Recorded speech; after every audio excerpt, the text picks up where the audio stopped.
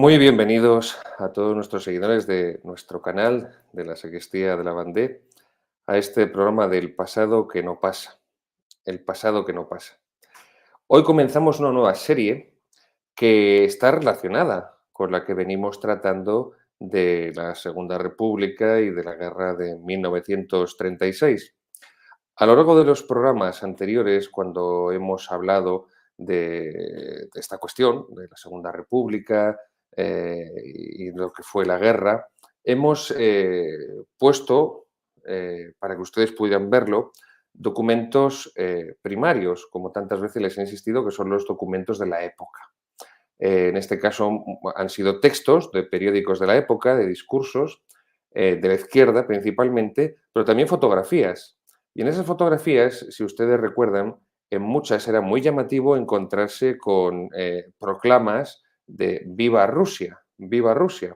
Fue uno de los lemas que más utilizó las izquierdas españolas, en el sentido de que la Unión Soviética, la Unión de Repúblicas Socialistas Soviéticas, el primer régimen comunista que hubo en el mundo, siempre fue para ellos su inspiración, el sueño incumplido.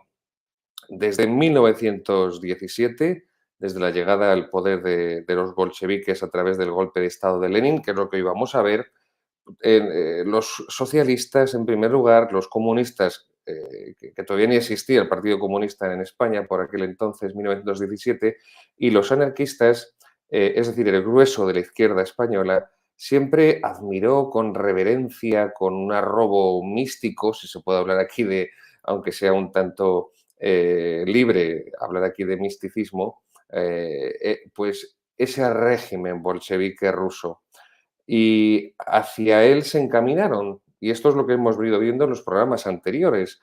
La revolución de Asturias de octubre de 1934 fue intentar hacer esto, intentar desplegar lo mismo que hizo Lenin en Rusia.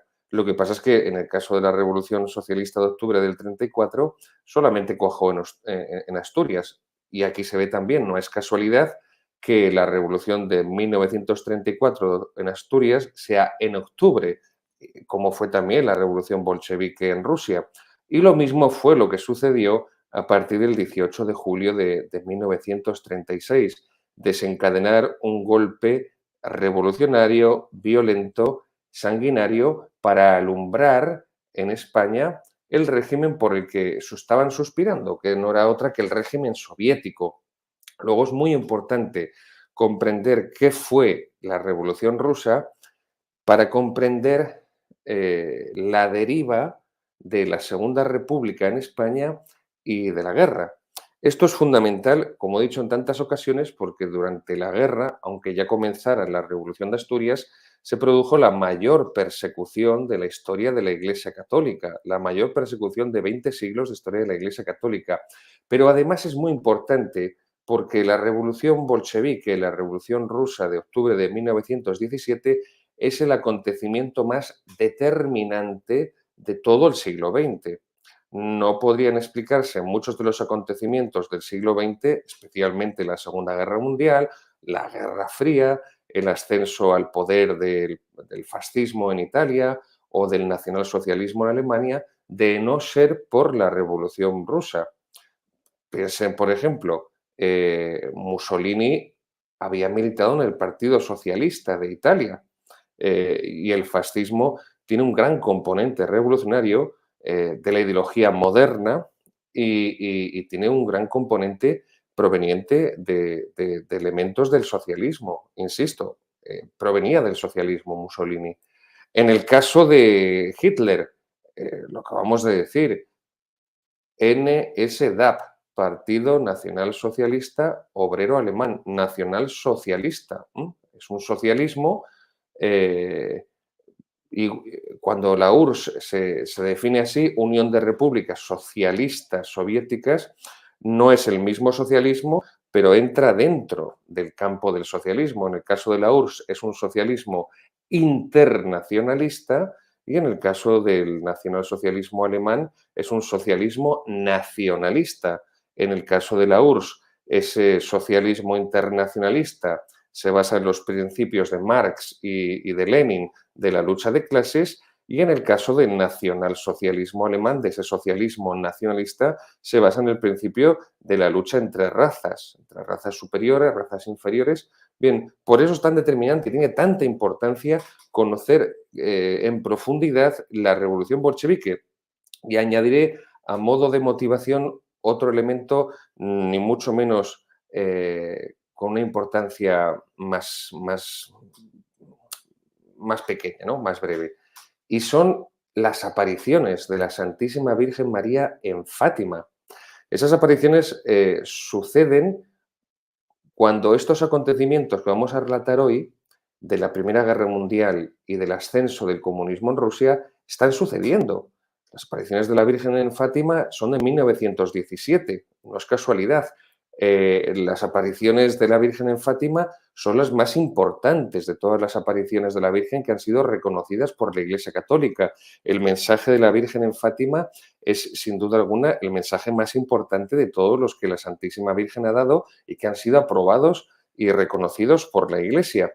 Y para entender con precisión los mensajes que la Virgen dice en Fátima acerca de la guerra, de la Primera Guerra Mundial, de lo que después será la Segunda Guerra Mundial, lo que siempre sostuvo la teología católica, que la guerra es un castigo de Dios por los pecados de los hombres, y que además cuando la Virgen en Fátima se refiere a Rusia, es esta Rusia leninista la que tiene de fondo. Luego, por todos estos motivos es tan importante y es tan decisivo lo que sucedió en este tiempo en Rusia para que podamos tener una visión lo más global posible, lo más completa, la más panorámica posible acerca de estos acontecimientos y su relación pues, con la historia de la Iglesia, con la historia de España y, en definitiva, con la historia universal.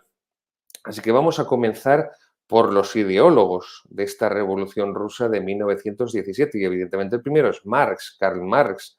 Aquí le tenemos al amigo Karl Marx, por cierto, judío de origen, después converso al protestantismo. Es cierto que también se educó en un colegio de jesuitas, pues también es cierto que cuando él se educó en un colegio de jesuitas, los jesuitas todavía tenían fe católica y no se habían hecho comunistas. Eso fue después del Vaticano II en 1965 con el padre Arrupe. Pero, como les digo tantas veces citando a Kipling, eso es otra historia. Pues este señor, Karl Marx, hizo una serie de pronósticos sobre una revolución que implantaría la dictadura del proletariado en torno pues, a la época a la que él se refiere, son las revoluciones liberales de 1848. Claro, todos sus pronósticos demostraron ser erróneos y no acertó ninguno. O sea, el socialismo que él pretendía bautizar como científico, pues se vio que empezó fracasando en todos, insisto, en todos esos pronósticos y en todas esas supuestas planificaciones de futuro. Y este señor tiene dos obras muy importantes, que son El Capital y El Manifiesto Comunista, o algunas traducciones es el Manifiesto del Partido Comunista. Si algún lector está interesado, adelante. Yo le digo que son, sobre todo El Capital, es un libro bastante grueso y bastante difícil de leer, bastante difícil de digerir, la verdad. Pero bueno, adelante y anímense a ello. Pues bien, Karl Marx indicaba que la revolución socialista iba a triunfar en países que estuvieran muy industrializados, altamente industrializados, y se está refiriendo evidentemente a Gran Bretaña y a Alemania, que desde la revolución, ahí tenemos el Capital de Karl Marx, que desde la revolución industrial del siglo XIX estaban muy avanzados a nivel de industrialización y por lo tanto económicamente también estaban muy avanzados. Eran las dos naciones más económicamente más ricas de Europa, Gran Bretaña y Alemania, Alemania y Gran Bretaña. Pero por el contrario, se cumplió lo que Marx, o mejor dicho, lo contrario de lo que Marx había profetizado. Y la revolución marxista y la dictadura del proletariado que él propugna, donde triunfan es en Rusia. En Rusia, que es un país eminentemente campesino y es un país muy, muy, muy, muy escasamente industrializado. ¿Cuáles fueron las consecuencias de esta revolución marxista que triunfa en Rusia o más en concreto marxista-leninista que triunfa en Rusia? Son cuatro. En primer lugar, la eliminación de la propiedad privada. Como dijo Proudhon, la propiedad privada es un robo, la eliminación de la propiedad privada, que además es un derecho natural.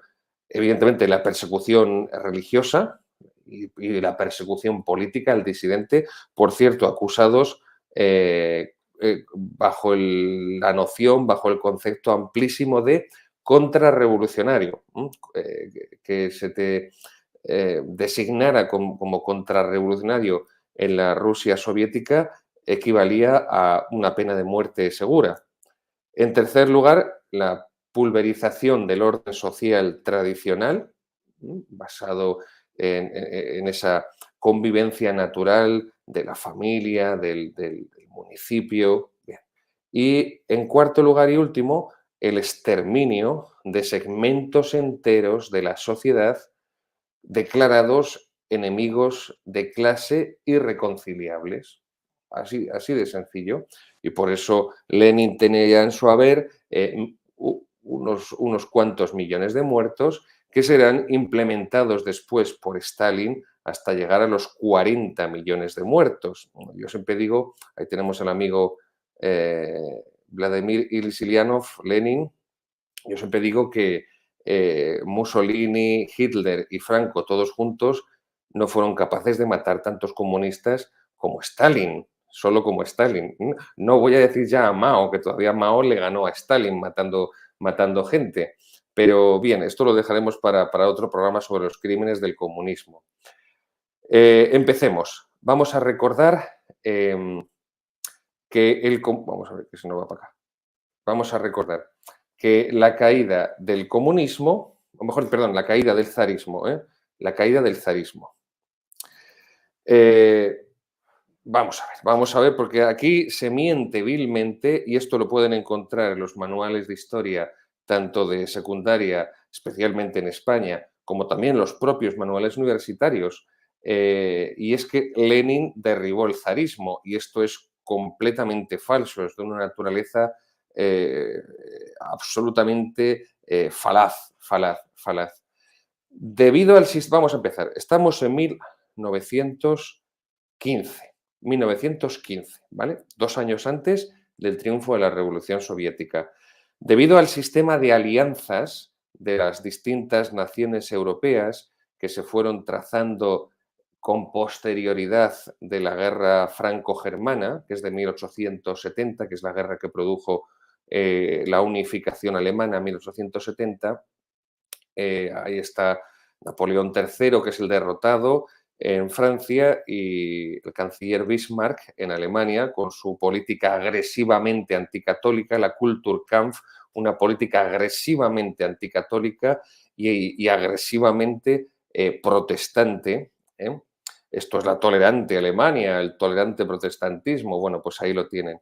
Pues por ese sistema de alianzas que desde 1870, desde ese final de la guerra franco-alemana, o franco-prusiana, mejor dicho, franco-prusiana, se fue poco a poco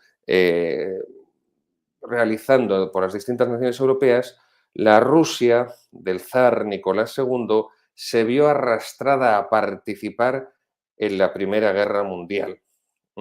Y, insisto, este conflicto, lo que pasa es que como la Segunda Guerra Mundial fue un conflicto tan grande, ha sido el mayor conflicto de la historia de la humanidad, la Primera Guerra Mundial de algún modo ha quedado opacada por la Segunda, pero esto ha provocado que se desconozca mucho de la Primera Guerra Mundial. Por lo general, la cultura de una persona media pues, es mucho mayor, ¿no? Una cultura general acerca de personajes, acerca de batallas, acerca de episodios de la Segunda Guerra Mundial, de sus protagonistas, que de la primera, que la cultura media de una persona normal y corriente sabe muy poco. Así que yo les voy a recomendar aquí algún libro y alguna película para conocer también de la Primera Guerra Mundial, porque, insisto, como he dicho antes, cuando comenzaba, es decisiva este conflicto para comprender lo que será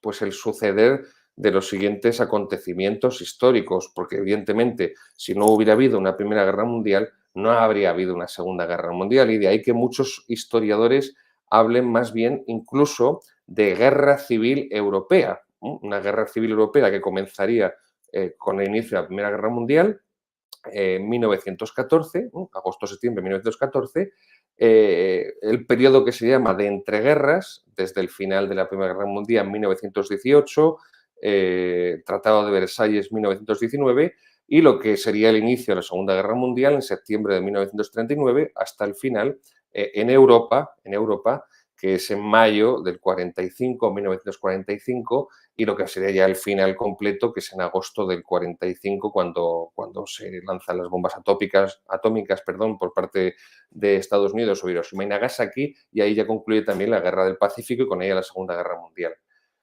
Vamos a empezar por los libros, con los libros de historia.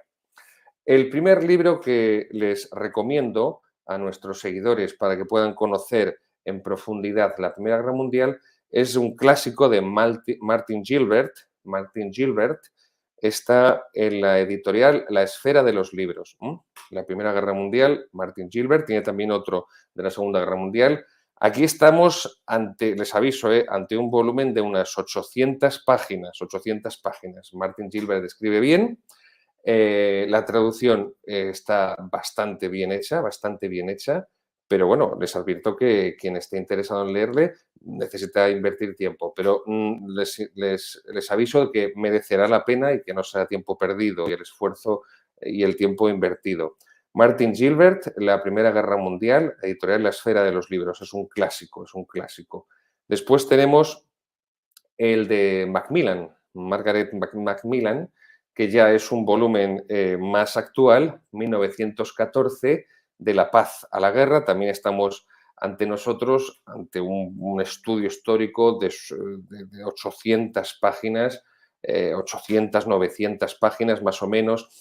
Claro, hay muchas páginas que son notas, hay muchas páginas que son pues la bibliografía de todos los documentos citados. En realidad, bueno, pues hay que ver también que un libro, cuando pone 900 páginas, pues evidentemente no son 900 páginas de texto para leer. Pero bueno, quien esté interesado, insisto, está más actualizado que el de Gilbert.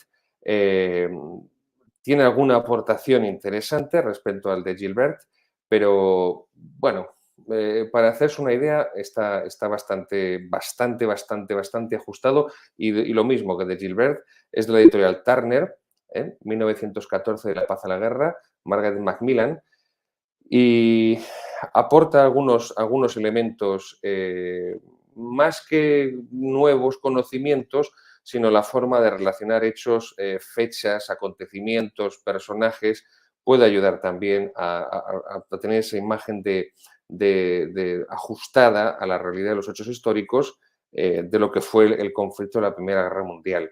Esto sería como un primer bloque, lo que sería el primer bloque como la droga dura que son los textos de historia pues profundos, densos y de centenares de páginas.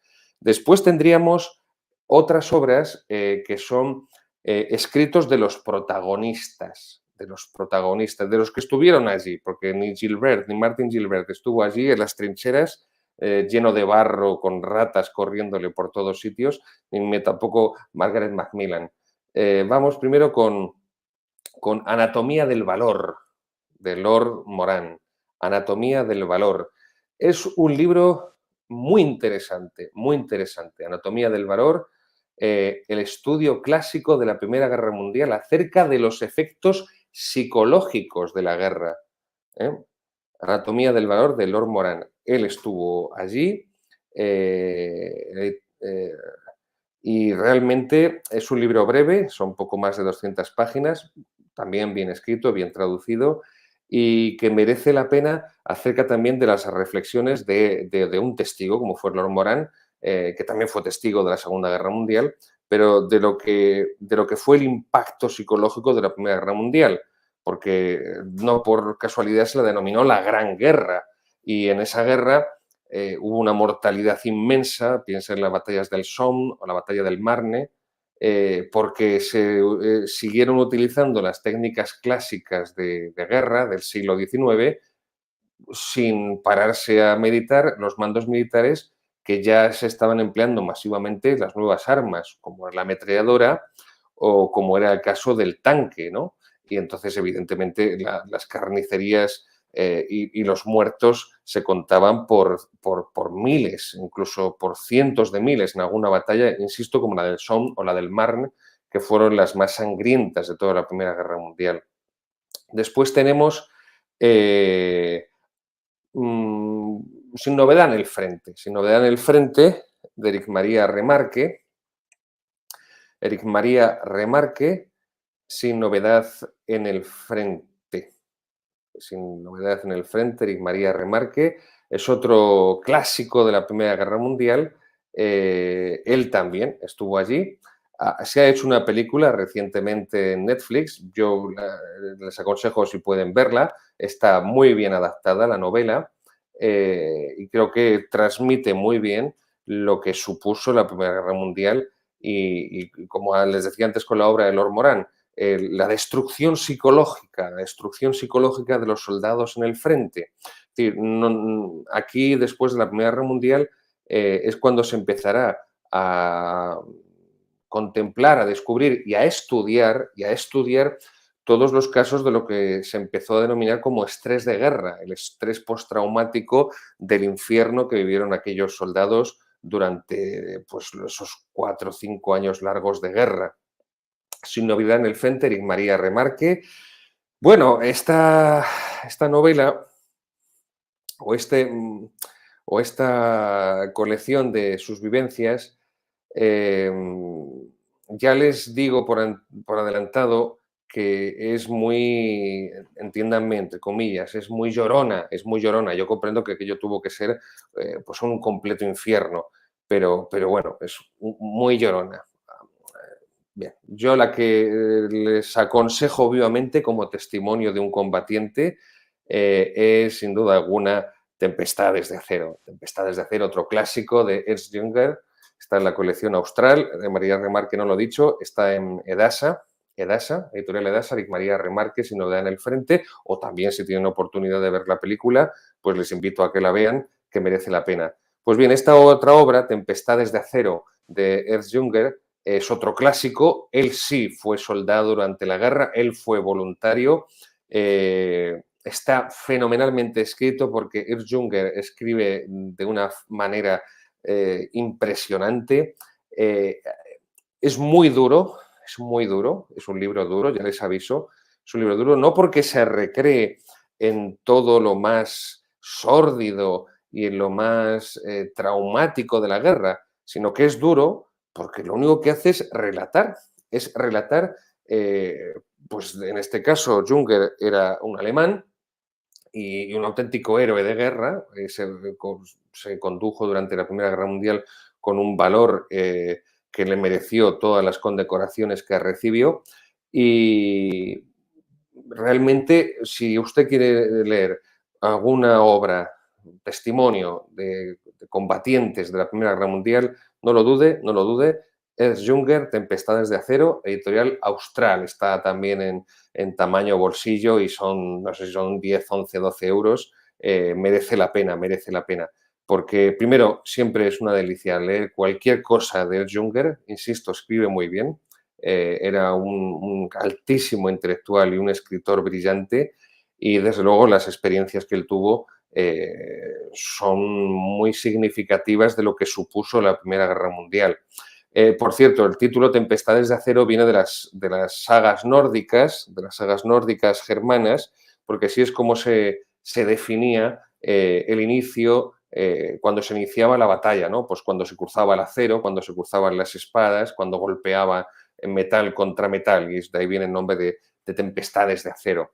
Y luego como película, quien no tenga mucho tiempo para leer o no tenga mucho hábito lector y todo esto le venga muy grande, bueno, pues les aconsejo para conocer lo que fue la cosmovisión, el ambiente del combatiente, del soldado de la Primera Guerra Mundial, evidentemente, ya les he hablado de Sin novedad en el frente y María Remarque, recientemente estrenada en plataformas, y también 1917. 1917 realmente es una película que puede hacer visualizar muy bien pues a cualquier persona lo que fueron los campos de batalla, lo que fue el combate durante la Primera Guerra Mundial, 1917, pues en el frente occidental, en el frente occidental. Se la aconsejo, si alguien no lo ha visto, se la aconsejo vivamente. También hay ciertos elementos religiosos que salen en la película y que merece la pena también ponderarlos o analizarlos, mejor dicho. Así que películas tenemos 1917, Sin novedad en el frente, hemos dicho también novela está Sin novedad en el frente, los escritos autobiográficos de Ernst Junger en Tempestades de acero, altamente recomendable, y para quien desea, desde el punto de vista de un gran rigor histórico, con un método científico historiográfico muy serio y muy riguroso, pues esa obra de Margaret Macmillan y la clásica de Martin Gilbert.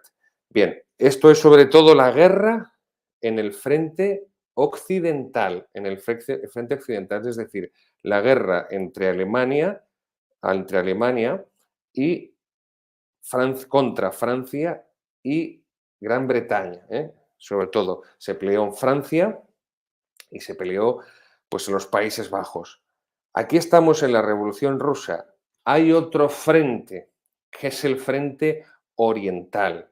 Alemania está luchando en dos frentes, en el frente occidental y en el frente oriental. Si puede poner nuestro realizador el mapa de la Primera Guerra Mundial, ahí lo tenemos, bien grande. Ahí tenemos cómo Alemania está luchando en territorio francés y en territorio de los Países Bajos contra Francia, contra Gran Bretaña.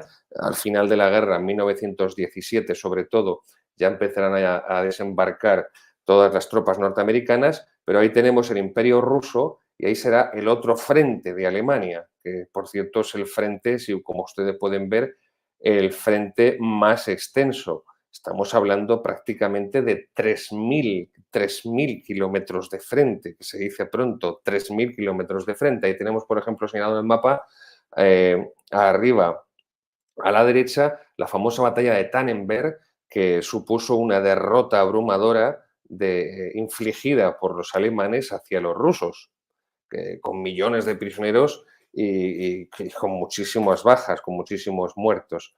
Muy bien, pues en toda esta Europa beligerante de la Primera Guerra Mundial, que se había desatado y se había convertido en una guerra mundial por el sistema de alianzas que venía trazándose desde el final de la guerra franco-prusiana en 1870, pues Rusia, por ese sistema de alianzas, la Rusia zarista del zar Nicolás II, pues se vio arrastrada. Y en toda esta Europa beligerante de la Primera Guerra Mundial, los distintos partidos socialistas colaboraron con sus respectivos gobiernos y se sumaron al esfuerzo de guerra, incluso hasta con fervor patriótico, pero hubo una excepción. La única excepción fue la de un pequeñísimo, pequeñísimo partido en Rusia, el partido bolchevique, capitaneado por Lenin. En 1903, el Partido Socialdemócrata ruso pues, tuvo una escisión y ahí se configuraron dos grupos. Por un lado estaban los mencheviques, recuerden estos nombres, recuerden estos conceptos, mencheviques, que en ruso significa mayoría, y los bolcheviques, que en ruso significa minoría. Son las dos ramas, las dos facciones que surgen de esa escisión que hay en el Partido Socialdemócrata ruso en 1903. Bien. Seguimos avanzando. Lenin no era ningún pacifista, por el contrario, Lenin pensaba que la guerra mundial todavía no se conocía que fuera la Primera Guerra Mundial, porque se desconocía que hubiera haber una Segunda Guerra Mundial, ¿eh? Esto lo digo porque hay historiadores que parece mentira que sean historiadores, ¿no? Y entonces te dicen, no, no se puede hablar de reconquista porque era un término que no se utilizaba en la reconquista durante esos 8 siglos. Claro, y durante el Renacimiento nadie utilizaba el término Renacimiento.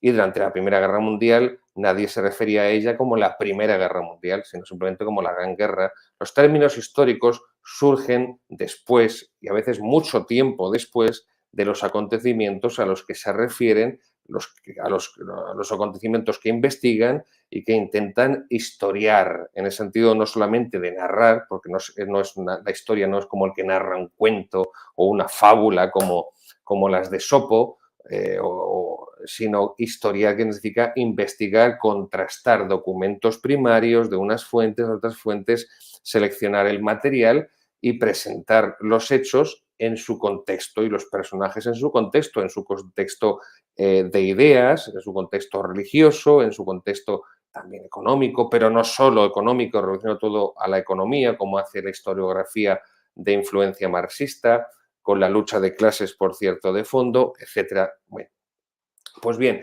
Lenin lo que pretendía era que la Gran Guerra, que así es como se denomina, insisto, en la época, fuera eh, el trampolín eh, para la llegada al poder de esa dictadura del proletariado marxista. Es decir, que la Primera Guerra Mundial, que él decía que era una guerra burguesa y una guerra imperialista, y esto es muy importante porque la Primera Guerra Mundial fue una guerra imperialista, fue una guerra nacionalista. Y esto también explica mucho que después de la Primera Guerra Mundial, la década de los años 20, la democracia liberal, el régimen parlamentario, tenga tan mala prensa, porque ha sido ese régimen parlamentario, ha sido esa democracia liberal, en el fondo ha sido ese nacionalismo dependiendo de cada país, cada uno el suyo particular, el inglés, el alemán, el francés, el turco, pues ha sido esos nacionalismos, y recordemos, el nacionalismo proviene de ese movimiento filosófico denominado romanticismo, y ese movimiento filosófico denominado romanticismo, que es la cuna del nacionalismo, toda esta vena de pensamiento tiene un origen protestante, Independientemente de que Marx fuera judío, también Lenin era judío, Trotsky era judío,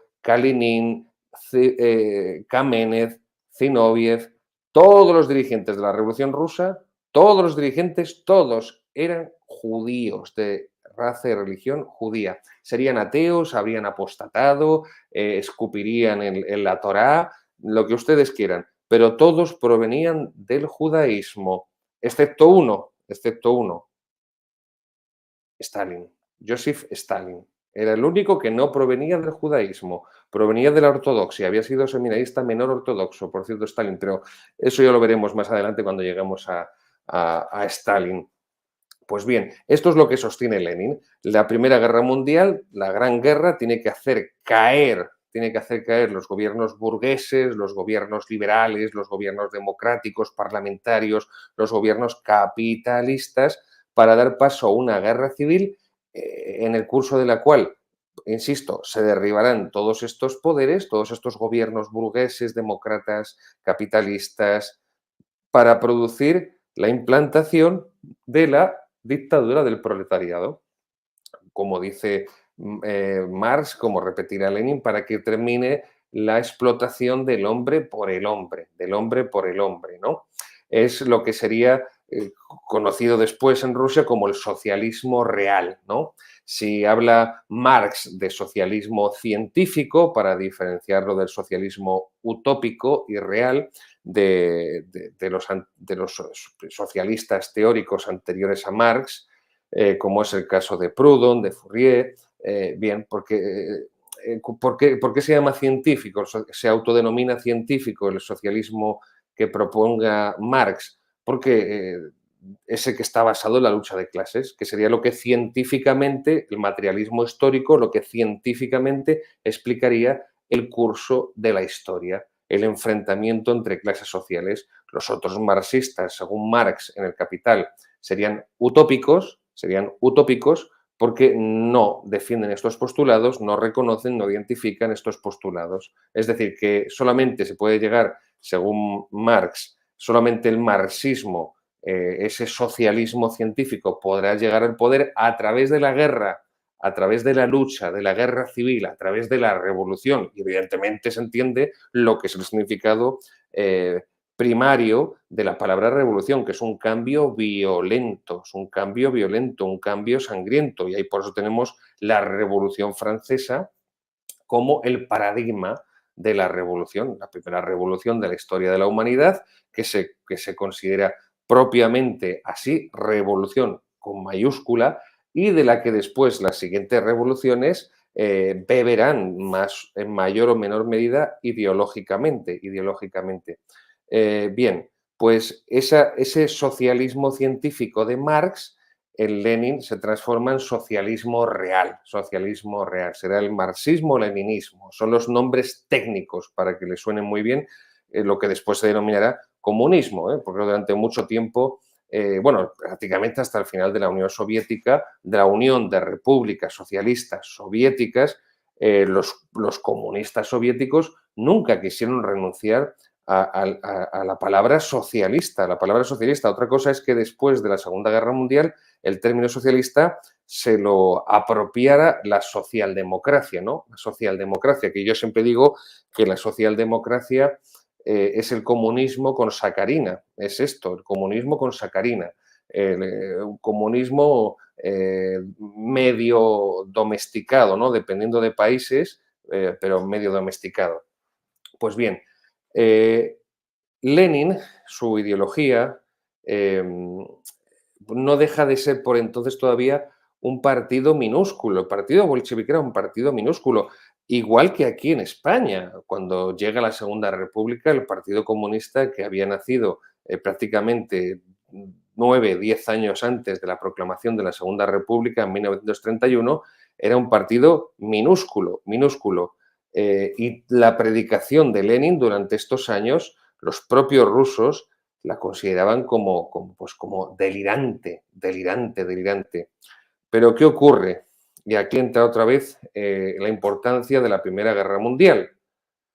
Pues que en ese frente oriental, se puede poner nuestro realizador, por favor, otra vez la foto del mapa, de ese mapa de la Primera Guerra Mundial, en esos dos frentes que tiene abiertos Alemania durante la Primera Guerra Mundial, el frente occidental contra Francia e Inglaterra y el frente oriental contra Rusia, pues en ese frente oriental Rusia estaba sufriendo una serie de derrotas militares eh, eh, apabullantes, apabullantes. Y esto fue en gran medida lo que produjo la caída de la monarquía zarista. ¿Mm? Que fue en febrero, quédense muy bien también con las fechas, febrero de 1917. Por eso Lenin no derribó al zar Nicolás II. Lenin no acabó con, como dice la historiografía comunista, no acabó con la opresión zarista, con la opresión de los zares. No, no, en febrero de 1917 el zar Nicolás segundo, abdicó. Y quien se alza con el poder es un socialista, un socialdemócrata, que por cierto era masón, que es Kerensky, Kerensky. Luego, insisto, y esto tendrán que repetirlo, ya tenemos al zar Nicolás II, de esto tendrán que repetirlo a muchas personas, que Lenin no acabó con el zarismo. No, no, no, no. Con lo que acabó Lenin fue con un gobierno democrático y, por cierto, un gobierno democrático encabezado, presidido por un socialista. Lenin no tuvo absolutamente nada que ver en la caída del zarismo, en la abdicación del zar Nicolás II. Igual que él fue el responsable último y decisivo de que se fusilara, de que se asesinara al zar Nicolás II y a toda su familia, pero por favor, que fusilaron, ahí tenemos a Lazarín, al Zarevich, que fusilaron hasta el perro. Es que mataron hasta el perro los comunistas, hasta el perro también le mataron. No sé, a lo mejor el perro también era contrarrevolucionario, pues hasta el perro que tenían el Zarevich. Ahí tenemos el heredero, perdón, pues ahí tenemos al pobre perro, pues a ese pobre perro también lo mataron los comunistas cuando le mataron a todos en Ekaterimburgo. Pero bueno, ya llegaremos a ese episodio, tampoco vamos a adelantarnos. Pues cuando el zar Nicolás II abdica en febrero de 1917, Lenin no tiene nada que ver, entre otras cosas, porque estaba en Suiza, ni siquiera estaba en Rusia. Es más, Lenin llevaba prácticamente 10 años fuera de Rusia. Pues ese nuevo gobierno provisional ruso, después de que abdique Nicolás II en febrero de 1917, y tenemos a Kerensky, ese gobierno provisional ruso, que es un gobierno democrático, pues es muy sorprendente, también lo trataremos en otro programa, la enorme presencia que había en él de miembros de la masonería, y el propio Kerensky pertenecía a la masonería. Bien, pues este gobierno provisional democrático ruso que llega al poder en febrero de 1917, recuerden que la revolución bolchevique comienza en octubre, estamos en febrero, comienza en octubre. Pues cuando llega este gobierno se encuentra que tiene un gran reto, un reto enorme que se divide sí, un reto enorme que se puede sintetizar en 3 puntos. El reto enorme es democratizar Rusia. O sea, no vamos a decir, como dice la propaganda marxista, que Rusia fuera un país esclavista y un infierno en la tierra durante el zarismo. No, no, no. Además, los zares fueron muy queridos siempre por su pueblo. No. Pero lo que se propone ese gobierno provisional democrático, insisto, con un socialista que es Kerensky, es democratizar Rusia. Y para eso tiene que centrarse en 3 cuestiones fundamentales. La primera, tiene que cumplir con sus compromisos, claro, con las potencias aliadas, porque está comprometido, como decía antes, por ese sistema de alianzas, a que tiene que continuar la Primera Guerra Mundial, tiene que continuar luchando contra Alemania y contra Austria-Hungría en el frente occidental, pero también tiene que luchar contra Turquía, porque Turquía también está en el eje, en los países del eje, en la Triple Entente, forma también parte del Imperio turco. O sea, piensen que después de la Primera Guerra Mundial desaparece el Imperio Austrohúngaro, desaparece el Imperio Alemán, el Segundo Reich, el Segundo Imperio Alemán, fundado por Bismarck. Cuando llegue Hitler, por eso será el Tercer Reich, el Tercer Imperio, y también desaparece el Imperio Turco, el Imperio Otomano también desaparece. Bien, la segunda cuestión a la que se tiene que enfrentar este gobierno provisional democrático del socialista Kerensky para democratizar Rusia es que tiene que articular una asamblea constituyente, es decir, una votación a una asamblea constituyente para determinar la forma de Estado. Vale, ya no somos una monarquía, la monarquía del zar, que durante siglos ha gobernado Rusia. Vamos a ver cómo nos organizamos a nivel político-jurídico como con un parlamento, qué tipo de parlamento, hay que elaborar una constitución, una república presidencialista, una república de qué tipo, de qué corte, ¿no? Pues todo eso, él convoca esa asamblea constituyente para dar esta forma, esta configuración política a Rusia que había dejado de ser lo que había sido, insisto, los últimos 5, 6 siglos, 4, 5, 6 siglos prácticamente de su historia, sobre todo con esta última dinastía del zar Nicolás II. Y la última cuestión es que como me voy con todo el tema de la dinastía zarista y toda la historia de los distintos zares, ya nos vamos totalmente de nuestro tema. La tercera cuestión a la que tiene que enfrentarse, insisto, este gobierno democrático presidido por un socialista para democratizar Rusia, es llevar a cabo importantes reformas sociales y económicas, empezando por por una reforma agraria, porque, insisto, Rusia no es un país industrializado que, según las profecías del judío mesiánico Marx, iban a ser los países que iban a abrazar con fervor y rapidez el socialismo marxista, sino que es un país eminentemente campesino, eminentemente agrario, eminentemente ganadero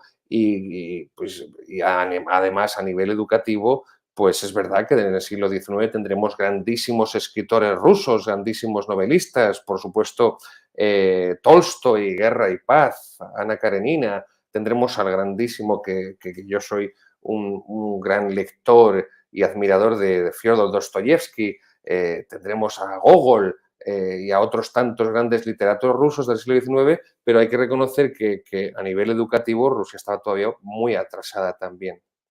Pues bien, seguimos avanzando. Ese partido minúsculo que empieza a agitar las calles, que empieza a participar y a promover motines, incendios, saqueos. ¿Les suena esto, no? ¿Les suena esto de la agitprop, de incendiar las calles?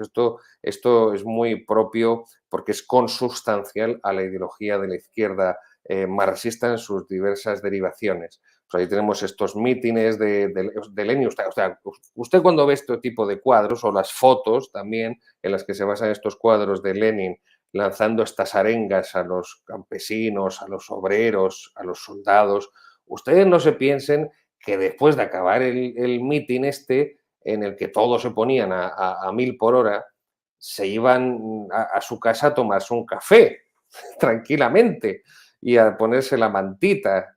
No, no, no, no, no, no, no, no, porque ya en octubre hace un frío considerable en Rusia.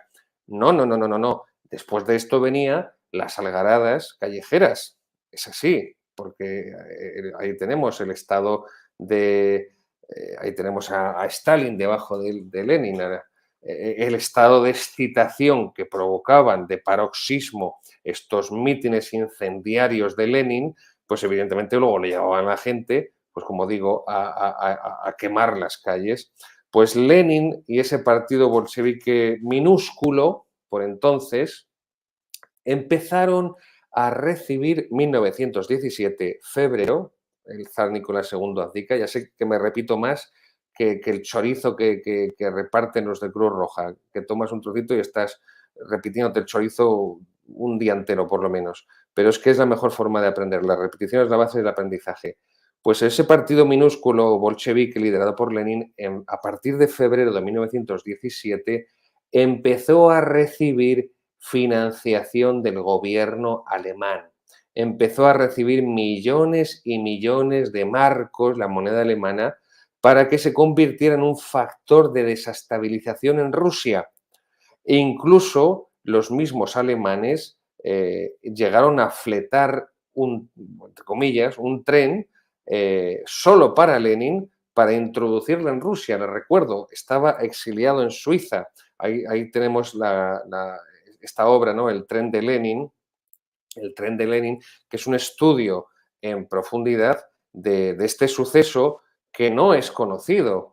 Ahí tenemos el tren de Lenin, Catherine Mergel, Los orígenes de la Revolución Rusa, la editorial Crítica.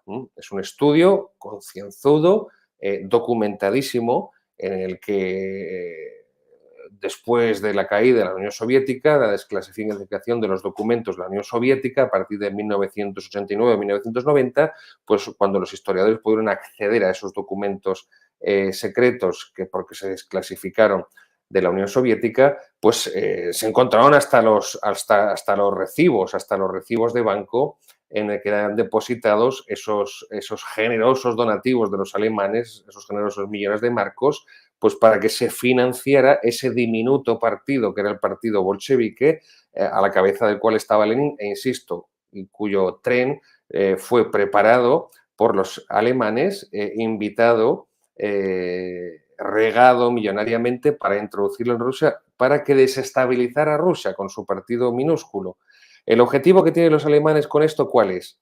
Pues que esa desestabilización en Rusia que causaría la vuelta de Stalin y la activación a base de millones de marcos de ese partido bolchevique diminuto, toda esa agitación social llevara a que Rusia colapse y firme el armisticio, firme su rendición ante los alemanes. Si puede poner nuestro realizador otra vez el, el- el plano de la Primera Guerra Mundial para que podamos verlo. He insistido, Alemania lucha en dos frentes, frente occidental, Francia e Inglaterra, y también ya con los estadounidenses que empiezan a desembarcar en Francia por miles, por cientos de miles, y el frente oriental. Si consiguen los alemanes que Rusia se desestabilice gracias a Lenin y a la financiación desproporcionada de su partido bolchevique, Rusia se rinde, Rusia firma el armisticio y el frente oriental, insisto, que es el más amplio, ya no es un frente de guerra, porque el enemigo se ha rendido. Así que pueden los alemanes aprovechar todas esas fuerzas que tienen diseminadas en ese larguísimo frente oriental en Rusia y llevarlas todas al frente occidental. Es el famoso Plan Schlieffen, el Plan Schlieffen de un militar germano, prusiano, que consistiría en retirar las fuerzas del frente oriental, que ya se ha rendido Rusia, gracias a esa desestabilización de Lenin, porque se ha hecho ya con el poder, y lanzar todas las fuerzas alemanas sobre ese frente occidental, sobre franceses, sobre ingleses, sobre norteamericanos, porque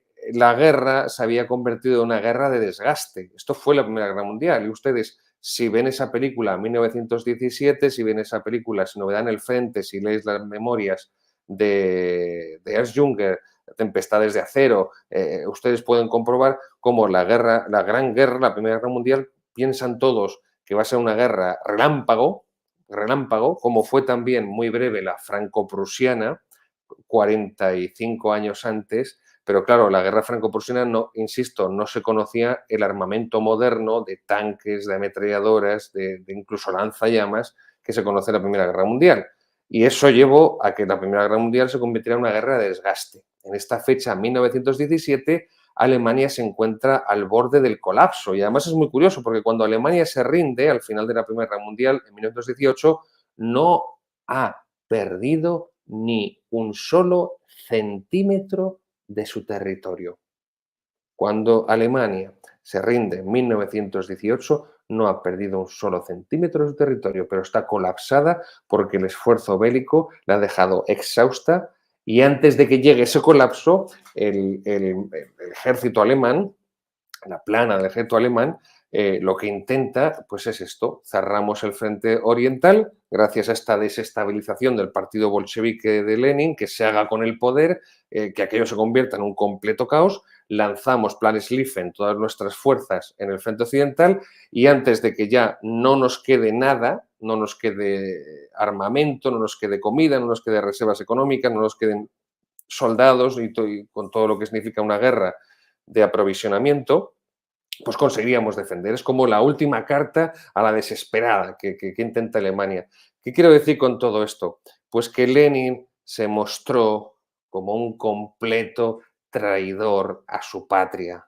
Lenin se comportó como un completo traidor a Rusia. Lenin se comportó como un agente a sueldo de los alemanes. Por cierto, de los burgueses alemanes, de los capitalistas alemanes. Esto es muy curioso. Ocurre igual que en Cuba. Ustedes párense a pensar que en Cuba lleva el comunismo instalado desde 1959. El comunismo no ha caído en Cuba porque a los capitalistas yanquis y también a las empresas hoteleras españolas no les interesa. Es así. ¿Por qué no cayó Hugo Chávez en Venezuela, Maduro? Porque no les interesa a los países capitalistas, empezando por Estados Unidos.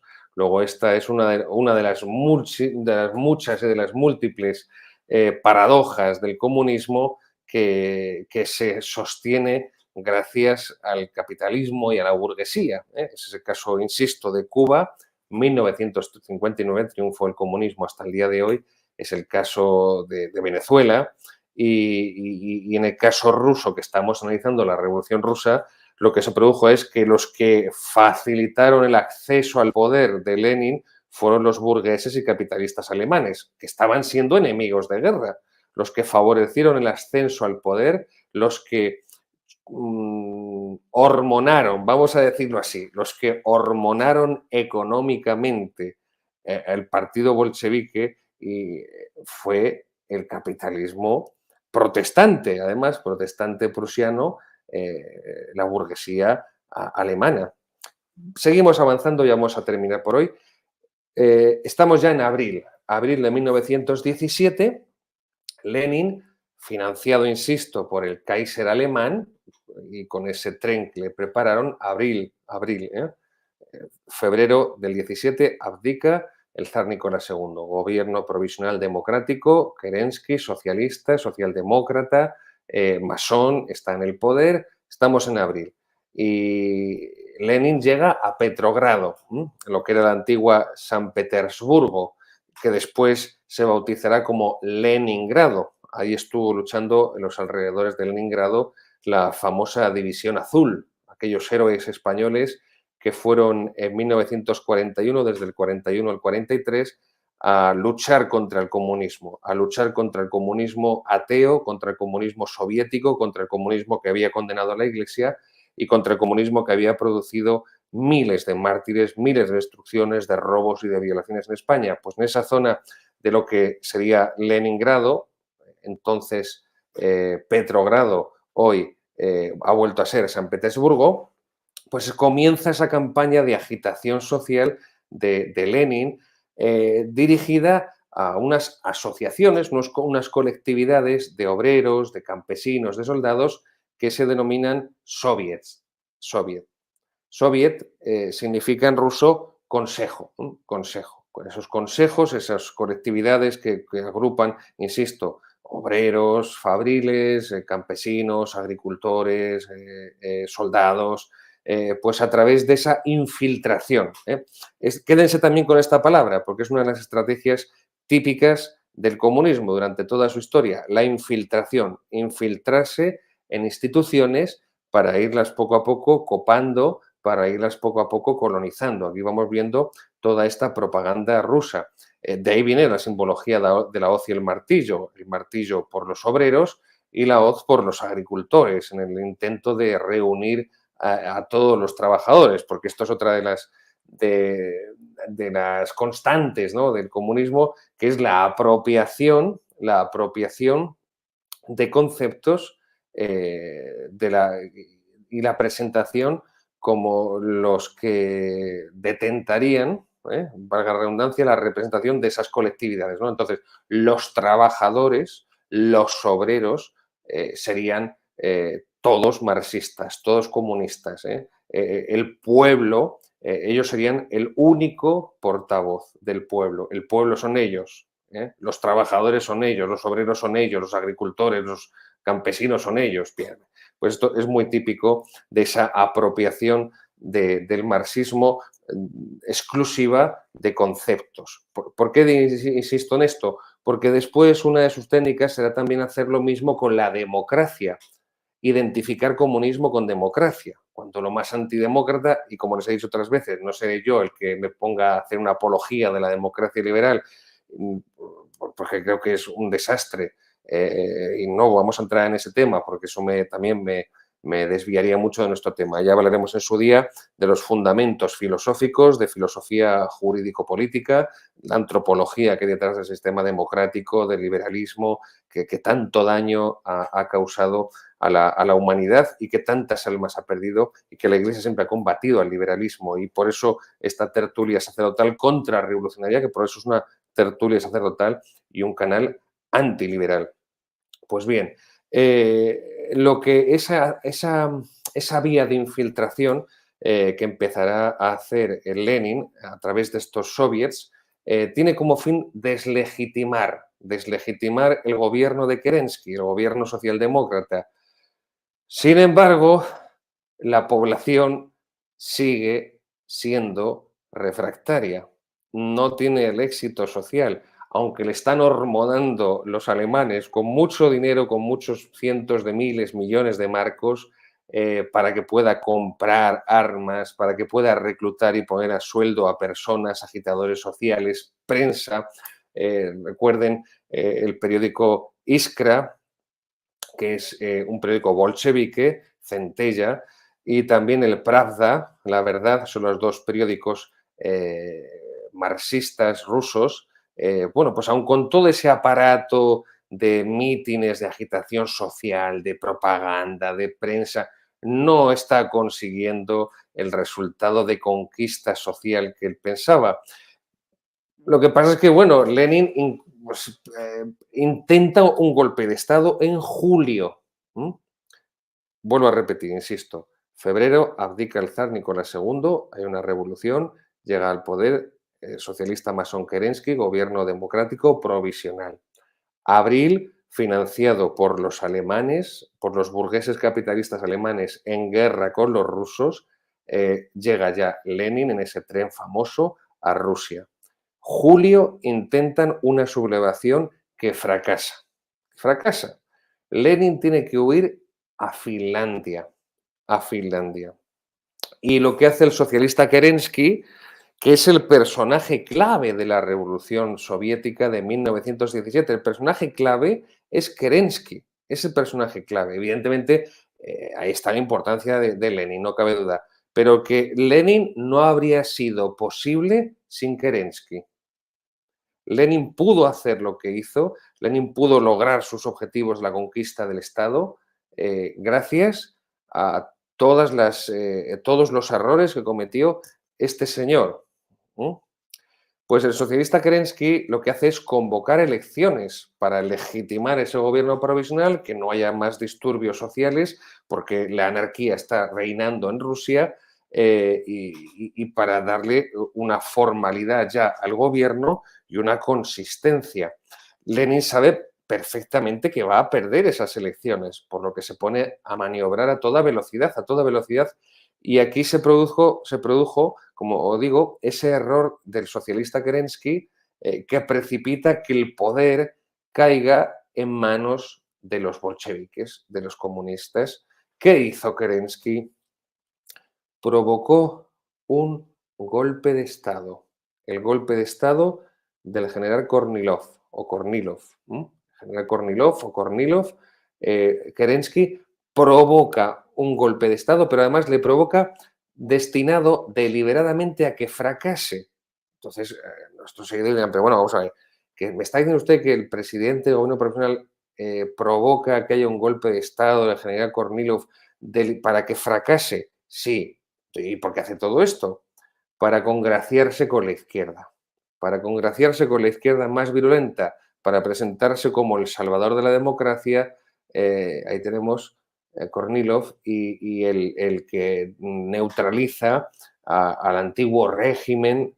Bueno, hagamos los paralelismos históricos. Esto es lo que sucede en España en 1936. ¿No? El gobierno republicano quiere provocar un golpe de Estado, una sublevación militar para aplastarla y de esa forma consolidar todavía más su poder, eliminando a la oposición. Por eso se asesinó a José Calvo Sotelo.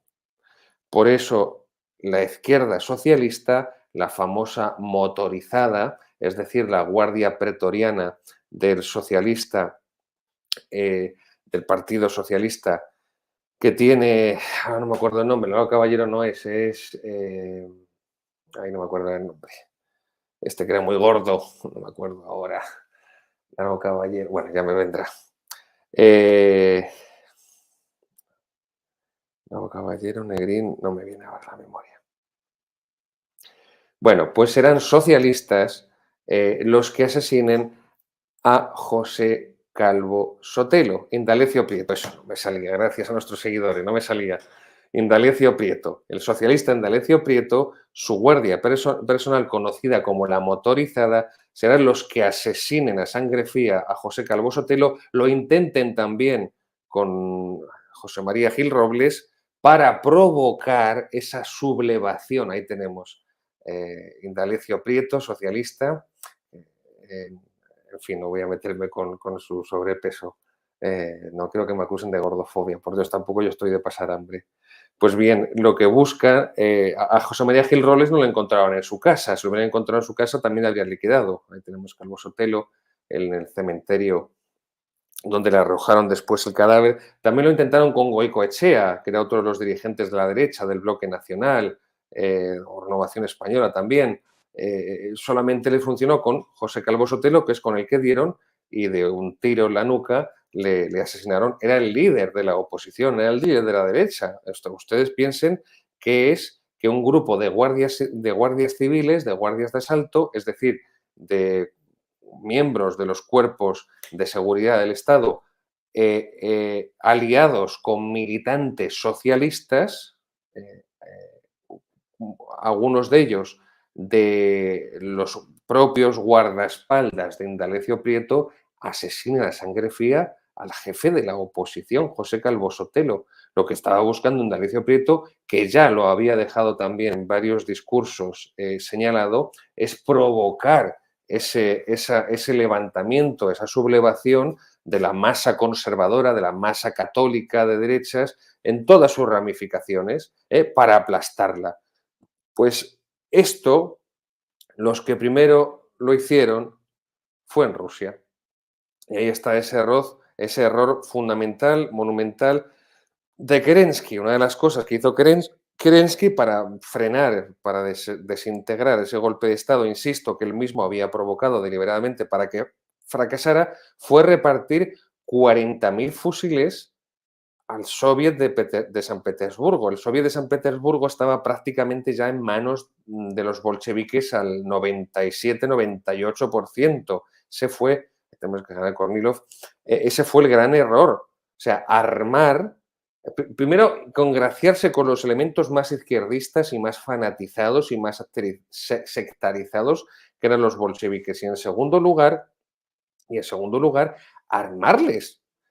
Volvemos a hacer analogía. Esto fue lo que ocurrió el 19 de julio de 1936 en España, cuando José Giral, presidente del gobierno, arma a los sindicatos y a los partidos políticos. Y ahí es donde cae, por supuesto, ahí es donde se derrumba la legalidad republicana, porque los que están imponiendo la ley son los sindicatos y partidos políticos izquierdistas en la calle, socialistas, comunistas, anarquistas, el Partido Socialista, su sindicato, la UGT, la Confederación Nacional del Trabajo de anarquista, el Partido Comunista, la Esquerra Republicana en Cataluña con Companys, un gran asesino, Companys, pues estos fueron los que provocaron que el 19 de julio de 1936 la legalidad republicana deje de existir. La Segunda República Española deja de existir en esa fecha,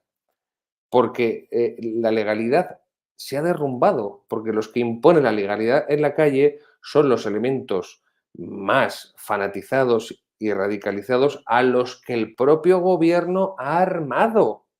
Bueno, pues esto fue lo que hizo Kerensky, repartir 40.000 fusiles al soviet de San Petersburgo con esa excusa de acabar con el golpe de Kornilov, que, insisto, él mismo había estado buscando, preparando para de esa forma aplastarlo cómodamente y congraciarse con la izquierda para que la izquierda más virulenta y más radical no le derribara del poder. Pues bien, el 24 de octubre, ya estamos, hemos ido avanzando, febrero, la abdicación del zar, abril, Lenin llega fletado por los millones de demarcos alemanes a Rusia, julio, golpe de Estado que fracasa, bolchevique y tiene que huir a Finlandia, Lenin, ya estamos en octubre. En el 24 de octubre, Lenin lo que hace es ocupar los lugares estratégicos de la ciudad. Pierde las elecciones, sí, pero ocupa los lugares estratégicos de la ciudad. ¿Mm? Las comunicaciones, los telégrafos, las imprentas de los periódicos, ¿no?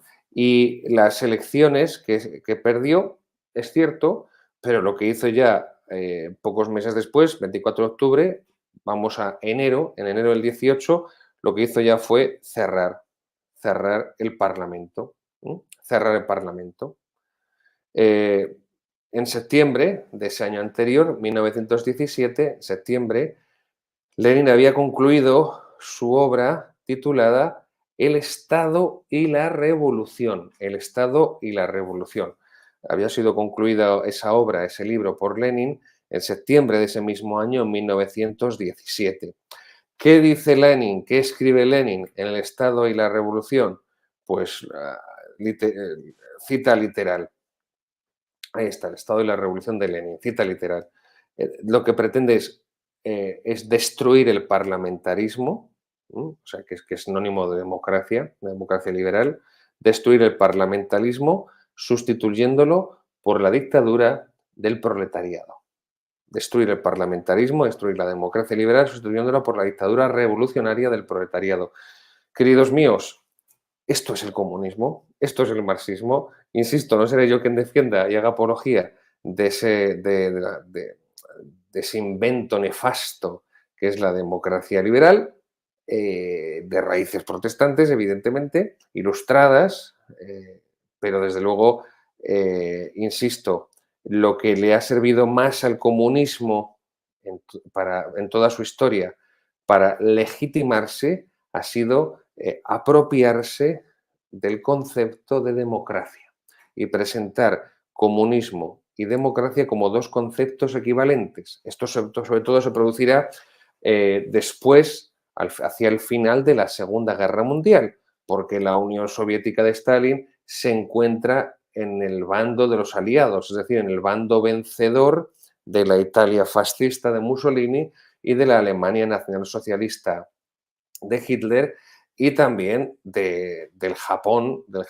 imperial, del Japón imperial.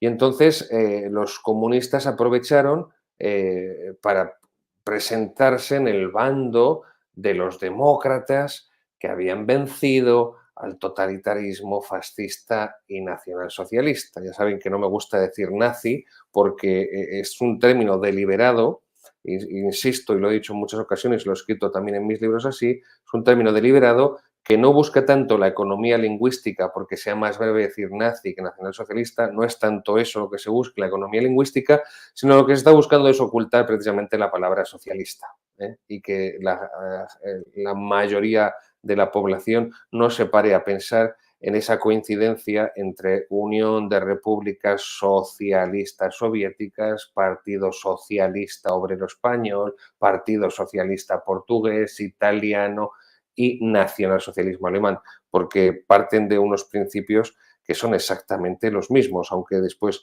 unas derivaciones u otras les hagan, como antes les decía, girar hacia una concepción del socialismo internacionalista o nacionalista. Pero vamos a dejarlo aquí porque esta es la última lección del programa de hoy. No se puede identificar democracia con comunismo porque no hay nada más antidemócrata, no hay nada más liberticida, no hay nada más criminal, dicho sea de paso, que el comunismo.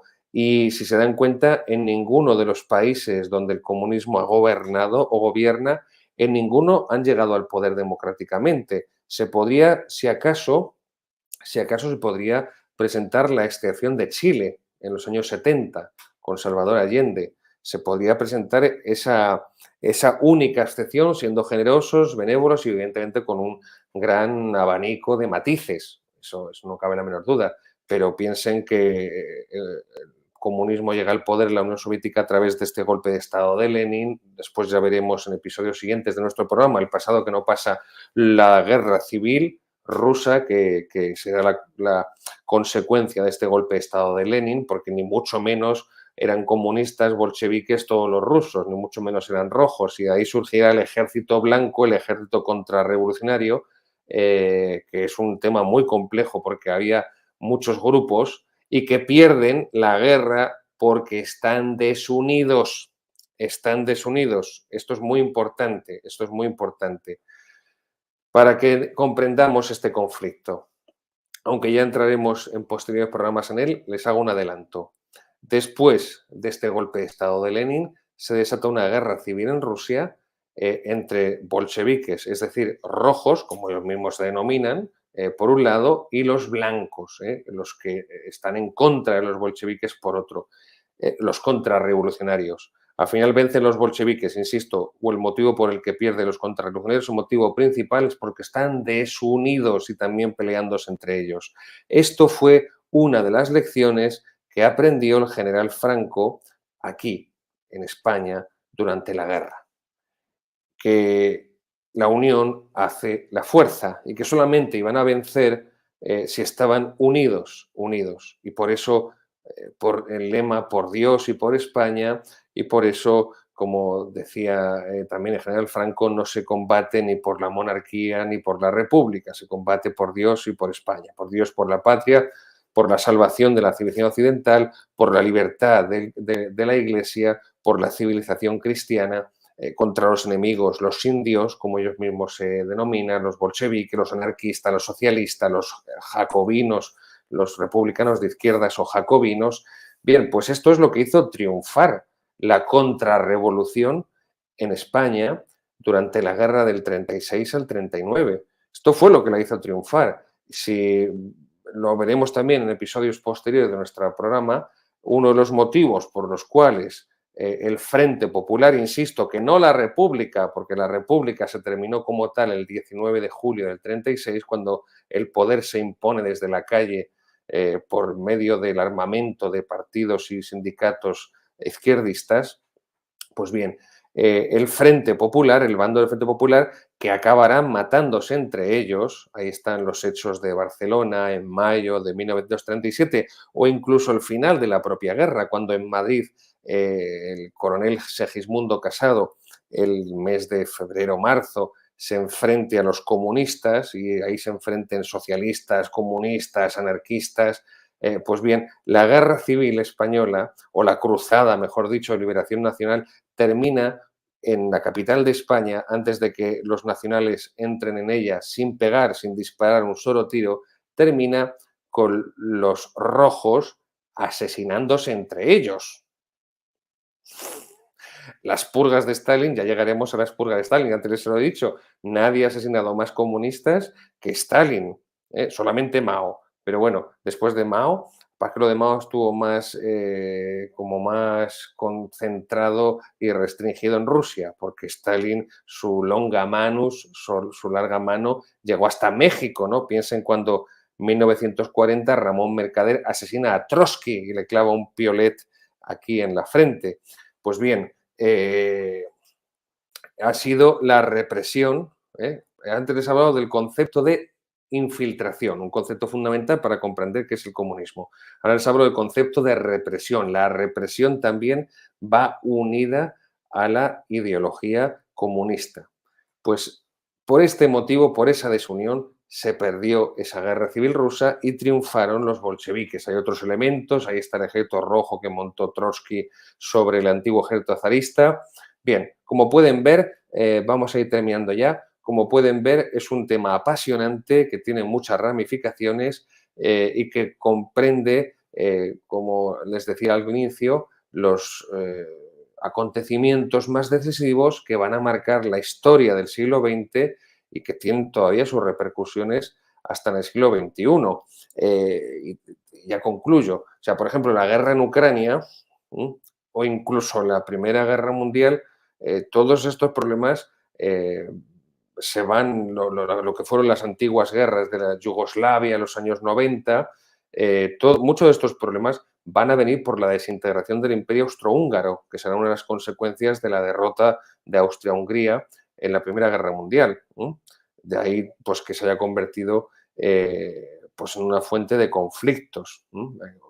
Ucrania, recuerden, bajo Stalin, 1932, 33, 34, se producirá una hambruna en la que morirán de 4 a 6 millones, 7 al menos, de ucranianos por hambre para borrar del mapa pues a esos campesinos que no querían entregar sus cosechas, sus semillas, sus animales a los delegados del Partido Comunista de la Unión Soviética, del PQS. Pero bueno, hasta aquí nuestro programa de hoy. Quiero aprovechar, porque me lo han preguntado varios seguidores, si puedo recomendar alguna historia de la Iglesia, algún libro de historia de la Iglesia. cortito, me dicen que sea cortito, que sea breve, que sea sencillo. Bien, aquí tenemos Historia de la Iglesia de José Orlandis. Historia de la Iglesia, José Orlandis, editorial Rialb. Historia de la Iglesia, José Orlandis, editorial Rialb. Es un libro prácticamente de bolsillo, como pueden ver. Estamos hablando de 200 páginas, escasas, 200 páginas. Es un libro que es un resumen magnífico. José Orlandis fue un gran historiador de la Iglesia. Es un libro magnífico que resume, que condensa, evidentemente, 2000 años de historia de la Iglesia Católica, pues en menos de 200 páginas. En fin, es misión imposible. Pero lo más fundamental, lo más nuclear, aquí José Orlandis consigue resumirlo a la mínima expresión sin dejar por ello de presentar una cierta imagen de conjunto para que el fiel, para que el lector o iba a decir el infiel, ¿no? O incluso hasta el ateo católico que nos sigue pueda hacerse una idea bastante aproximativa de la historia de la Iglesia. Y también termino recomendándoles mi último libro, De Roma a Berlín. Ahí lo tenemos, De Roma a Berlín, la protestantización de la Iglesia Católica, editorial Homo Legens, igual que el anterior de la crisis de fe a la descomposición de España. Pues aquí tenemos, acaba de salir, todavía está calentito, acaba de salir de la imprenta, De Roma a Berlín, la protestantización de la Iglesia Católica, editorial Homo Legens, volumen 1, volumen 1. Evidentemente, después vendrá el volumen 2, pero bueno, voy a esperar un poco también, sigo trabajando, sigo escribiendo. Ahí lo tienen en la página de la editorial Homo Legens. Está disponible en Amazon, en la Casa del Libro, pueden pedirlo en cualquier librería. Está disponible también la versión Kindle para los seguidores que no son de España y que les costaría un dineral pedir un libro en papel que llegara a los españoles del otro hemisferio, porque al final todos somos españoles, los españoles del otro hemisferio, los hermanos de Hispanoamérica, de nuestra querida Hispanoamérica, que está siendo pues tan machacada por el comunismo, por el marxismo, todo lo que sembró después del concilio y durante el concilio, incluso la teología de la liberación, todo, con todo el matriz filosófico y teológico protestante que hay de fondo, en fin. Bueno, pues ahí les recomiendo De Roma a Berlín, volumen 1, perdón, la protestantización de la Iglesia Católica, editorial Homo Legens. Y bien, pues no sé si nuestro realizador nos pasa alguna pregunta de algún seguidor. Buenas noches, me compré el primer volumen. Pues nada, Tercios de las Galaxias, muchas gracias. Y bueno, pues ya me dirán. Mira, a nuestros seguidores les invito aquí, quien quiera, a medida que vaya leyendo el libro, ya no solamente este libro, sino mis libros anteriores, los tengo ahí atrás. Verdades y mitos de la Iglesia Católica, La historia contra la mentira, editorial Actas. Ahí después tengo el que publiqué en el 2021 de la crisis de fe a la descomposición de España y este último del que les hablo ahora, de Roma a Berlín, la protestantización de la Iglesia Católica. Pues bien, quien quiera hacerme algún comentario del libro o de los libros, perdón, alguna pregunta, pues sea bienvenido a nuestro programa e intentaré respondérselo a medida de mis posibilidades. De todas formas, no descarto en algún momento, en un futuro próximo, no lejano, sino próximo, también poder dedicar algún programa, algunos programas, bien en esta sección del pasado que no pasa, e incluso una sección nueva a explicar estos libros, ¿no? A explicar estos libros, las ideas que quiero transmitir, las fuentes documentales en las que me baso y todo el desarrollo de la investigación histórico, filosófico-histórica, teológico-jurídica, bien, pues todo ese tantísimas horas que he dedicado durante estos últimos años a investigar, a estudiar, para poder resumir, aunque el padre Francisco y a muchos de nuestros seguidores pues les produzca esto carcajadas, ¿no? Porque, bueno, resumir en 2 libros de 650 páginas, sí, porque hay mucho que resumir y también porque hay mucho que explicar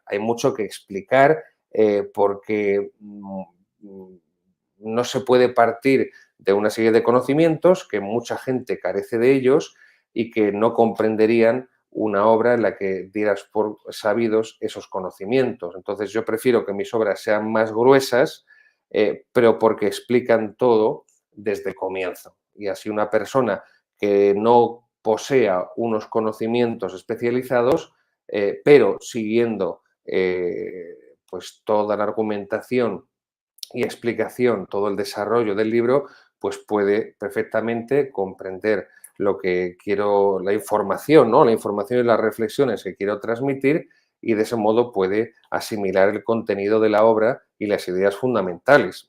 Es cierto que dicen que la primera impresión es la que queda. Es cierto que hoy en día que hay tanta falta de lectura, un libro tan grueso echa para atrás, ¿no? Es cierto eso, pero también es cierto que ese es precisamente el filtro que yo quiero poner.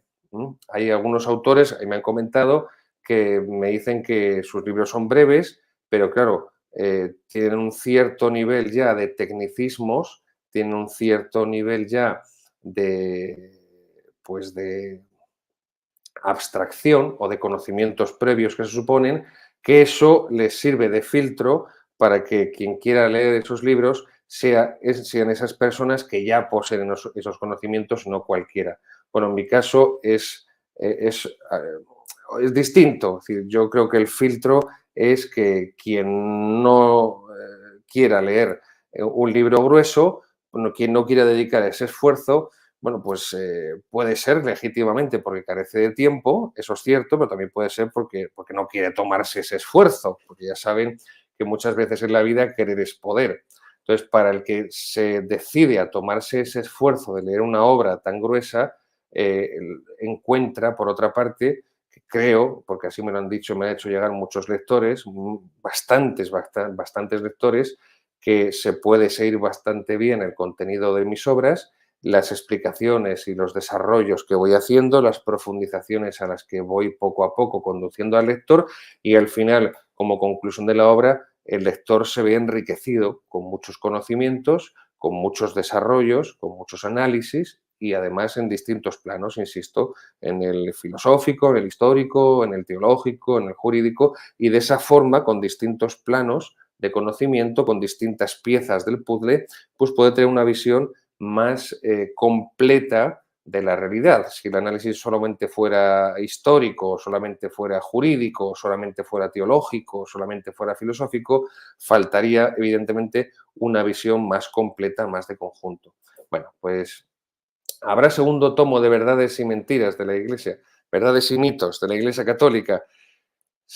Bueno, es un proyecto que tengo, es un proyecto que tengo. Tengo muchos proyectos de escritura, pero la vida me da para lo que me da y llego hasta donde llego y poco a poco. De momento vamos a sacar el segundo volumen de Roma a Berlín, si Dios quiere, probablemente sea para el 2024, ¿no? Después de estos últimos tres tochos que tengo ahí atrás, de más de 600 páginas cada uno, me han dicho algunos seguidores que escribo más rápido de lo que ellos son capaces de leer. Bueno, vamos a dar un poco más de tiempo y entonces ya les adelanto que el segundo volumen de Roma a Berlín, la protestantización de la Iglesia Católica, lo más probable es que se haga para 2024, así que tienen todo este año todavía, 2023, para leer tranquilamente estas obras y poder seguir este desarrollo insisto, de los análisis y las investigaciones que ayuden a comprender pues la realidad histórica, la realidad del pensamiento, de la historia de las ideas y también, bueno, por la situación que estamos viendo en la Iglesia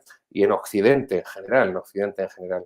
Así que, bueno, en concreto, ya para terminar con esa pregunta, lo que tengo previsto es escribir una historia de la Iglesia Católica. Ya sé que esto es muy presuntuoso, ya sé que hay montones de historias de la Iglesia Católica, algunas magníficas, magníficas, pero mi proyecto es que Verdades y mitos de la Iglesia Católica podría convertirse en varios volúmenes más breves, de distintas épocas de la Iglesia, o bien dos volúmenes, uno que fuera antigua, historia antigua y medieval, y el otro que fuera moderna y contemporánea, o incluso cuatro para cada época, antigua, medieval, moderna, contemporánea, 2 o 4 volúmenes, ya lo vería, en el que se hiciera pues una historia de la Iglesia Católica destinada a un lector medio, destinada a ustedes, queridos seguidores,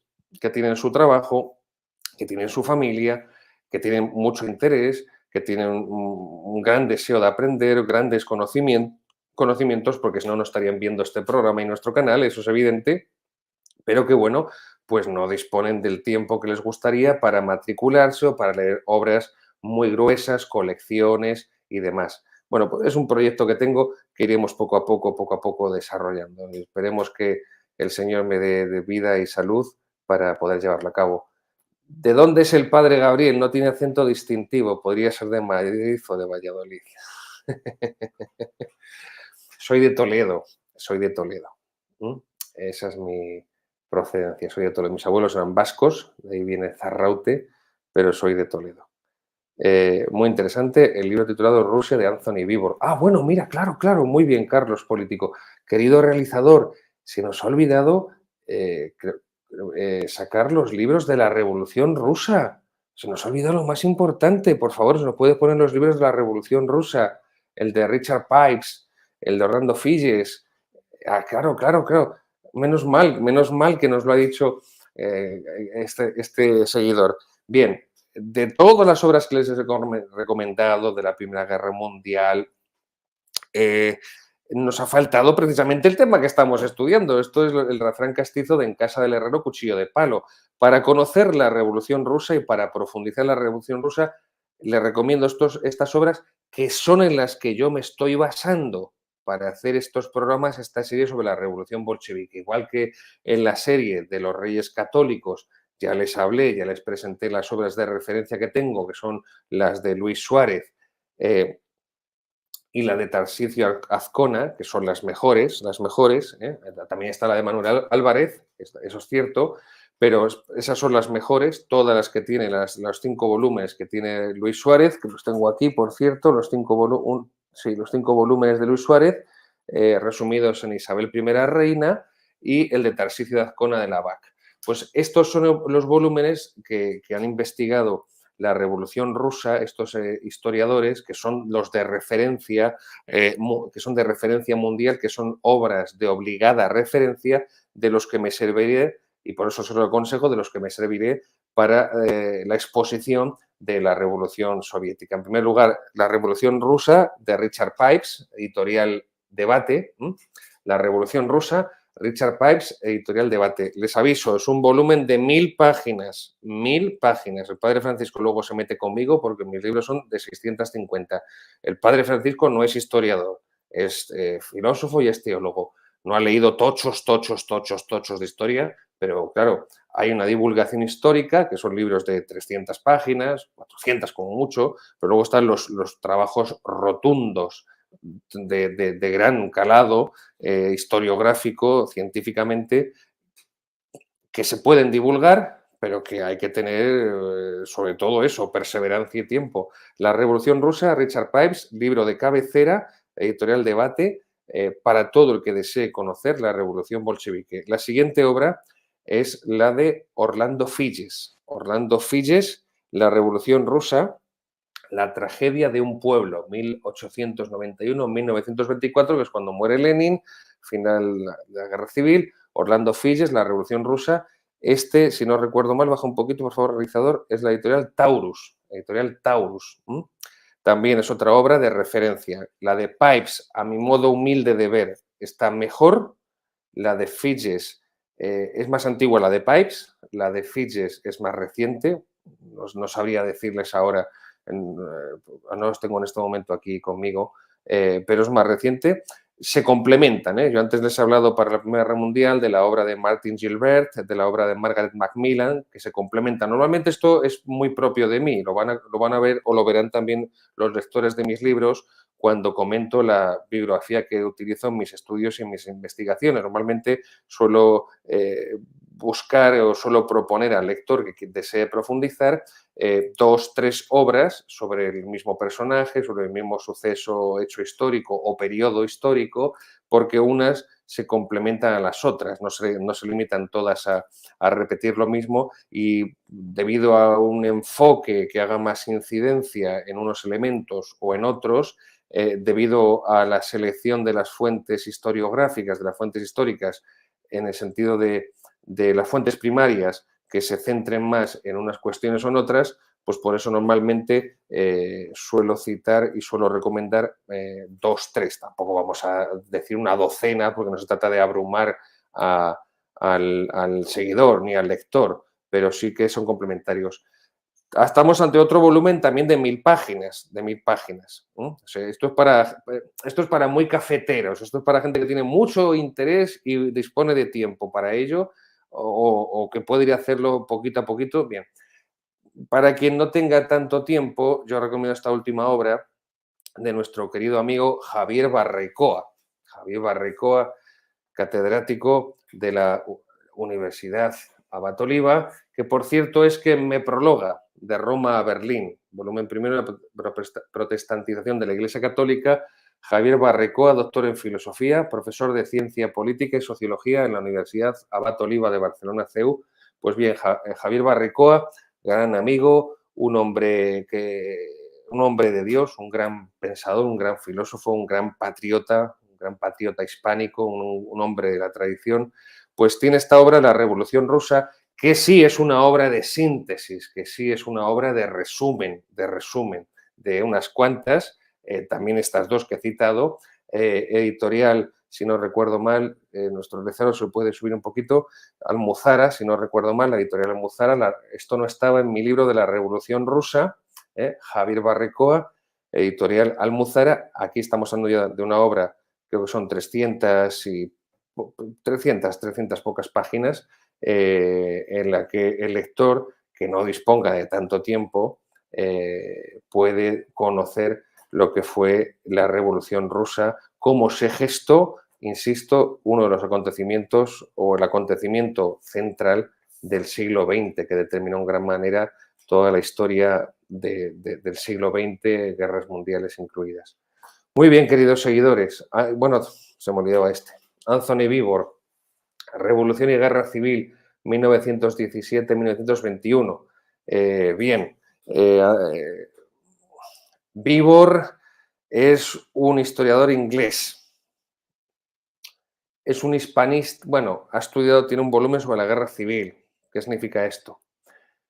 Que es bastante negro legendario.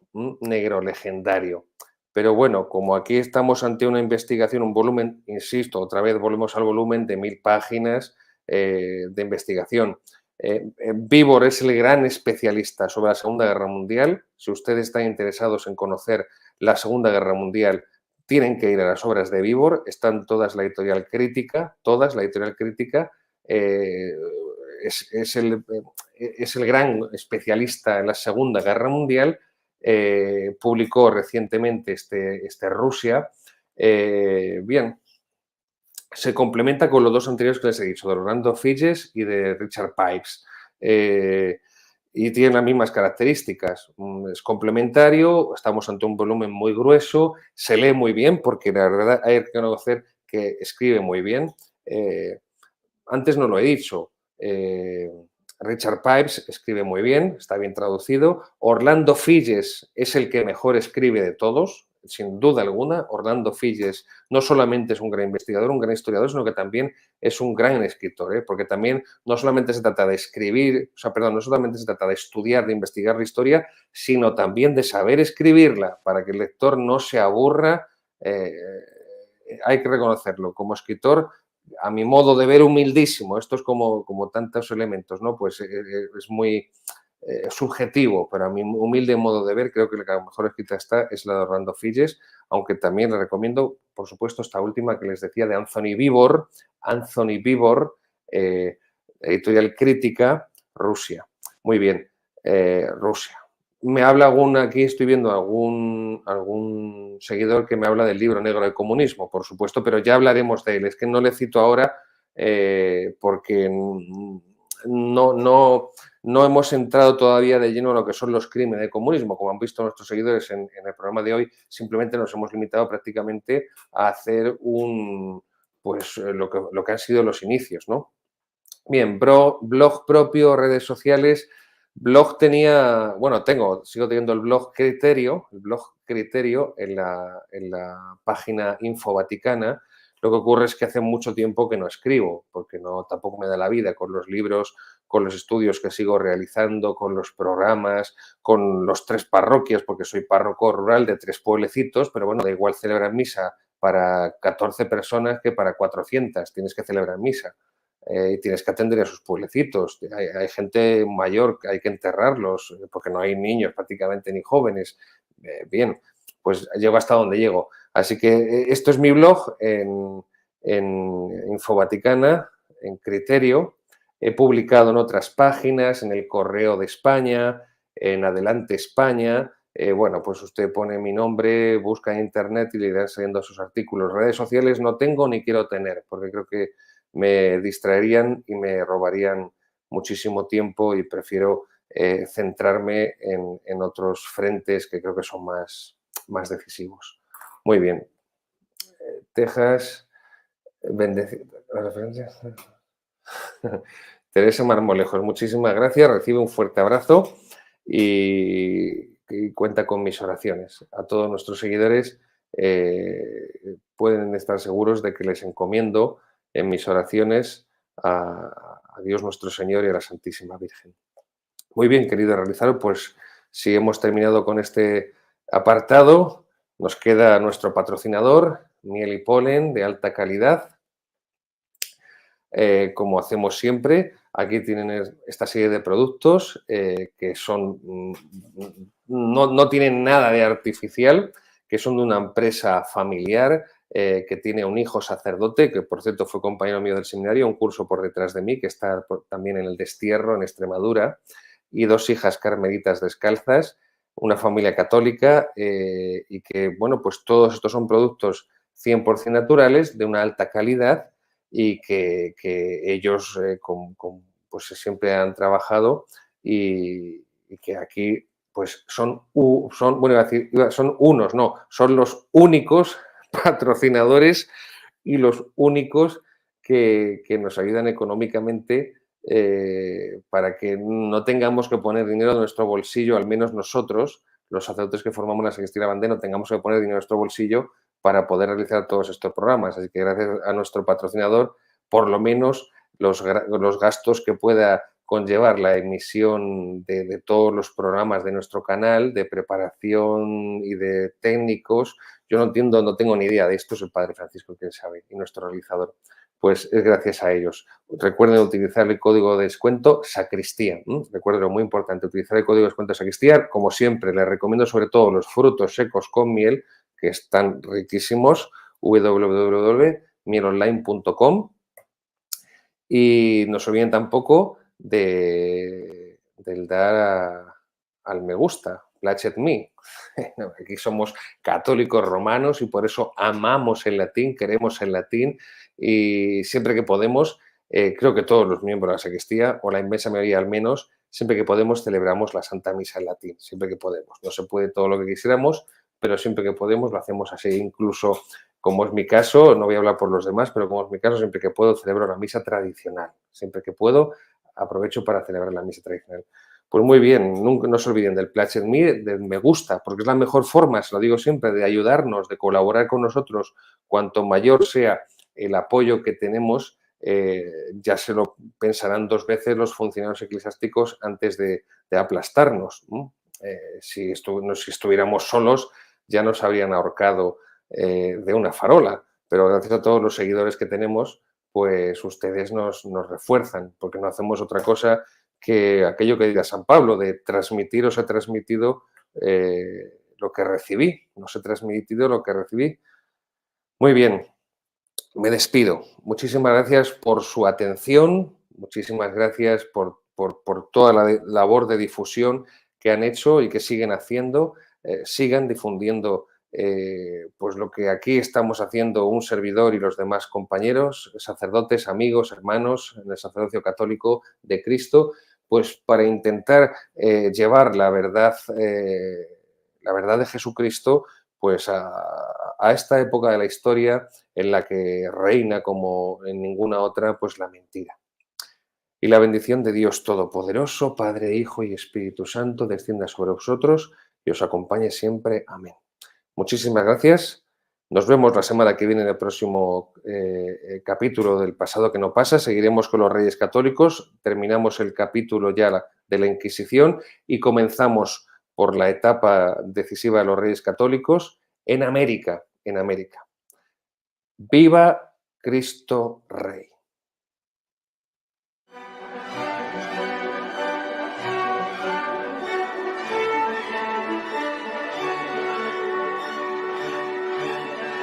Siempre ha sido un pelotón de soldados el que ha salvado la civilización.